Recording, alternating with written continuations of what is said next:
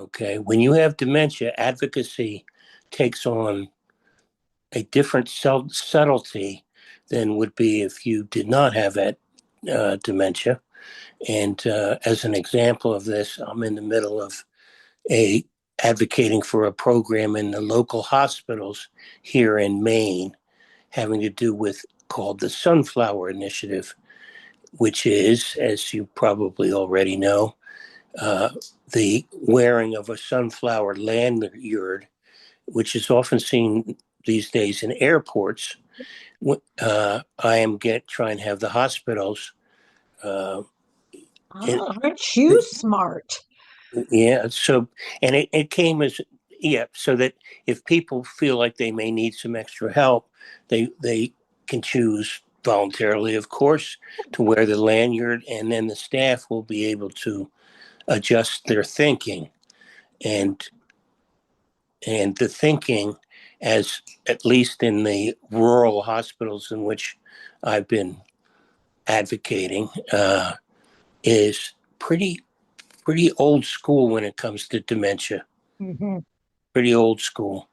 Uh, the I'll tell you one quick story. And, Oh, oh, and no, I'm not going to like this story, right, Dallas? nah, so I had recently had surgery in my knee, and I was coming out of surgery and hadn't eaten in a while, and went to my room, and eventually the food came, and I started eating by the side of my bed. At which point the nurse comes in and says, "Well, you can't eat beside your bed. You have to go sit in a chair. That's the protocol after surgery, so you can get up." I said, "Nah, no problem." I was thinking something different, but I said, "No problem." But I'm going to eat my meal first. And she said, "You can't do that. You have to go eat now."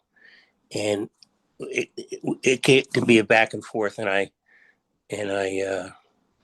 must admit that my tone of voice changed, uh, and Of ultimately your she, meal had you gotten to eat before she got started, Dallas? yeah, and so uh, it ended up concluding with the fact that she turned to me and said, "You know what? I don't think you have dementia, and I'm going to go call security." And out she went, never to return. And that, Wow. along with some other experiences, led me to think I feel so badly for folks with dementia that are in the middle of hospital care and have a hard time communicating and reacting to the communicating. And so, thus was born. What would it have? I mean, really and truly, Dallas. I mean, this is that thing leading with an agenda, which really irritates me. You don't lead with an agenda. You build a relationship and then you bring up the agenda. I mean, to me, that's good quality care, period. I mean, I don't care whether it's health care and dementia care or anything else. So if you were eating and I walked in, I went, "Oh, hey, Dallas, I see you're eating at the bedside. Ah, man, I wish I'd gotten here a minute ago. How's the food, by the way?" Ah, At that, if that's a legitimate question, at that point, my taste buds were not working. yeah. So, I mean, the good news is you're eating. The bad news is it doesn't taste like anything. Right. So I have a big favor to ask you. When you're done eating, would you mind? Because we really want to get you up and over to the chair. Is it possible as soon as you're done? Could we get over to the chair there? That would have been easy. That's a no-brainer. Sure, no problem. Yeah. Boom. So I mean, I am excited that you've picked this lanyard with the sunflower because it is a now internationally recognized hidden disability indicator. And it Yep. says, I have a hidden disability. And it's self acknowledgement. I'm aware that I have a hidden disability and I may need more time. I need more help. I may need more guidance, but it's a heads up. And there's also one that can be your partner. Like if you have somebody with you, that they can wear one that has a variation that Oh, says, I like "I'm a that. partner for somebody living with a hidden disability." So if you have some questions, you might could ask me before you start trying to do something with somebody. Which particularly I think I've used it in the airport to support someone I was traveling with. But I could see in a hospital that could be helpful too. Like if you're coming out of anesthesia and somebody's starting to do something, I could say, "Oh, let me hang on just a second. We've got some things going on here, so it might be helpful when you first try to get him out of bed that you don't just swing his legs off." Just Yeah. saying. The secondary message is what happens when I try to go back to the hospital to suggest this. And the first thing you get is you get the you have dementia smell. And when you have dementia, either we're gonna treat you as kindly, but as I guess the word is kindly, but not really hearing you. And the person that is in charge of this sort of stuff in the hospital is a guy who is the head of the memory unit. And once I hear that, I know that, and looking at some of the stuff that he does, I know that his view of dementia is old, 10 years, maybe 15. And 25. yeah, probably closer to 25. And then we play phone tag back and forth for a while. Well, he keeps And thinking you'll forget. Aren't you just supposed yes, to, yes, aren't you supposed to forget stuff? yeah, that's right. And Why we ultimately, call it a memory unit because we want to that's right. emphasize. That's right. And ultimately, when we speak, his first uh, thing out of his mouth is, "Boy, you must be a very busy person," and which is trying to dump the idea that the meetings have been missed because of me and my dementia, in other words. Yeah. And my response back was, I I have dementia. How many people are busy with dementia, Doc? I just want to let you know. So anyway, back and forth we go. So the lesson in all that is you got to know who your adversary is. You got to know uh, your backup plan, who you can count on, who you can't, and ultimately, it's a longer process than I would have originally thought to be, because it's a no-brainer. It's no money. Oh, It's no money. It's good publicity for the hospital, for and sure. and they stick their foot in the ground, and you have a sense that if I was a regular person, maybe it wouldn't be so tough. Yeah. Yeah. Well, Dallas, I mean, what you bring to mind is, I mean, what I've got to say is, I think your plan is sort of brilliant in that it's a well-known thing already that already has traction. I mean, it has traction at an international level. Why wouldn't you use something that has traction to promote your, well, I mean, it says to me, I mean, I'm going to be honest, what it says to me, we don't really want to do anything special for anybody. We just want to keep going like we're going. We don't have any interest in being curious about the people we're serving. We And don't really care.